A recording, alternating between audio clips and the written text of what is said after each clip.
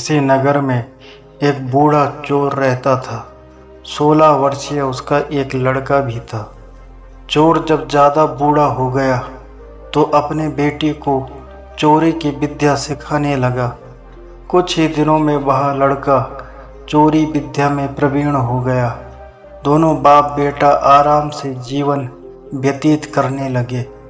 एक दिन चोर ने अपने बेटे से कहा, देखो बेटा, साधु संतों की बात कभी नहीं सुननी चाहिए। अगर कहीं कोई महात्मा उपदेश देता हो तो अपने कानों में उंगली डालकर वहाँ से भाग जाना, समझे? हाँ बापू, समझ गया।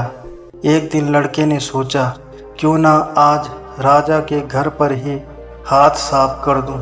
ऐसा सोचकर उधर ही चल पड़ा। थोड़ी दूर जाने के बाद उसने देखा कि रास्ते में बगल में कुछ लोग एकत्र होकर खड़े हैं।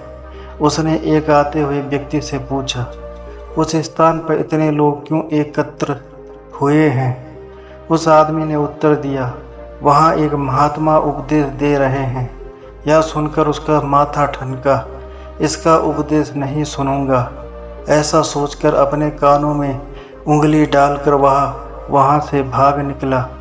जैसे ही वह भीड़ के निकट पहुंचा, एक पत्थर से ठोकर लगी और वह गिर गया। उस समय महात्मा जी कह रहे थे, कभी झूठ नहीं बोलना चाहिए।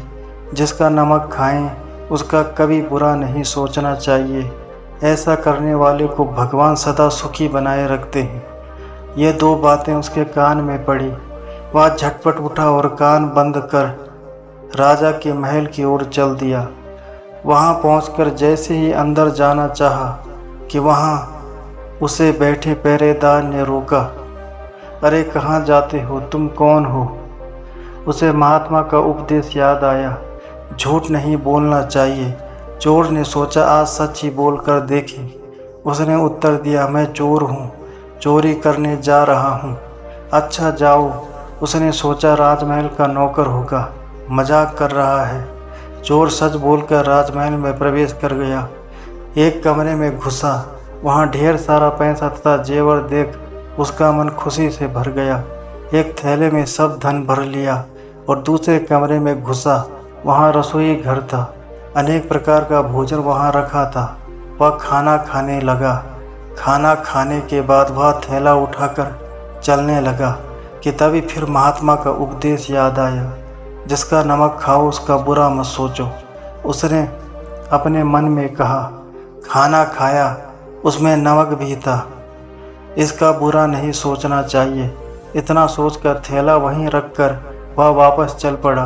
पहरेदार ने फिर पूछा, क्या हुआ, चोरी क्यों नहीं की? देखिए, जिसका नमक खाया है उसका बुरा नहीं सोचना चाहिए। मैंने राजा का नमक खाया है, इसलिए चोरी का माल नहीं लाया, वहीं रसोई घर में छोड़ आया। इतना कहकर वह वहाँ से चल पड़ा। उधर रसोई ने शोर मचाया, पकड़ो पकड़ो, चोर भागा जा रहा है। पहरेदार ने चोर को पकड़कर दरबार में उपस्थित किया। राजा के पूछने पर उसने बताया कि एक महात्मा के द्वारा दिए गए उपदेश के मुताबिक मैंने पहरेदार के पूछने पर अपने को चोर बताया, क्योंकि मैं चोरी करने आया था। आपका धन चुराया, लेकिन आपका खाना भी खाया जिसमें नमक मिला था। इसीलिए आपके प्रति बुरा व्यवहार नहीं किया और धन छोड़कर भागा। उसके उत्तर पर राजा बहुत खुश हुआ और उसे अपने दरबार में नौकरी दे दी।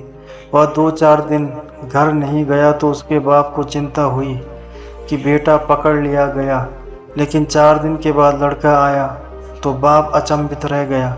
अपने बेटे को अच्छे वस्त्रों में देखकर लड़का बोला, बापूजी, आप तो कहते थे कि किसी साधु संत की बात मत सुनो, लेकिन मैंने एक महात्मा की बात सुनी और उसी के मुताबिक काम किया। तो देखिए, सच्चाई का फल मुझे राजमहल में अच्छी नौकरी मिल गई। तो दोस्तों, ये थे आज की कहानी। उम्मीद करता हूँ आपको कहानी पसंद आई होगी। अगर आपको कहानी पसंद आए तो चैनल को सब्सक्राइब करें और बेल आइकन को प्रेस करके ऑल पर क्लिक करें।